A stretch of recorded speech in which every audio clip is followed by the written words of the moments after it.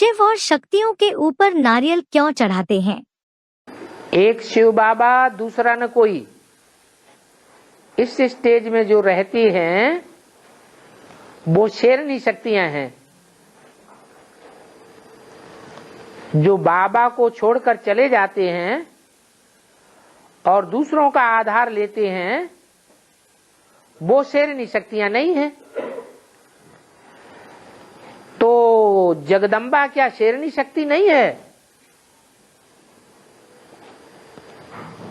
यहां आधार लेना सिर्फ शरीर के लिए लागू होता है ज्ञान मार्ग में, या बुद्धियोग के लिए भी लागू होता है? खास बुद्धियोग की बात है।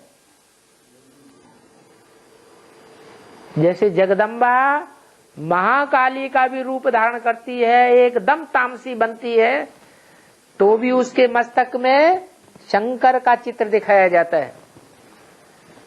इससे क्या साबित होता है कि मन से किसको याद करती है?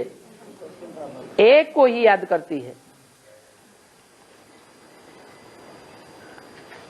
देखने वालों को लगता है ये किसी के अधीन है, लेकिन वो सिर्फ दिखावे के लिए अधीन है। जैसे शिव के ऊपर नारियल चढ़ाते हैं, 3 आंखों वाला नारियल चढ़ाते हैं ना, ऐसे ही शक्तियों के ऊपर भी नारियल चढ़ाते हैं। नारियल का अर्थ क्या है? जो रियल नहीं है, जो देखने में आता है वो पुरुषार्थ रियल नहीं है। शंकर का भी वो पुरुषार्थ रियल नहीं है जो देखने में आता है। इसलिए मुरली में बोला है, तुम बच्चे शंकर को भी समझ न सको कि असली पार्ट क्या है। ऐसे ही ये भी बोला है।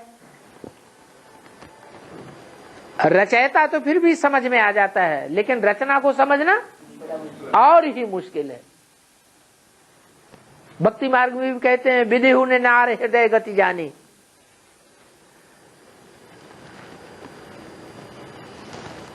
तो अंदर से क्या है उनका पुरुषार्थ जगदम्बा का, वो कोई नहीं जानता।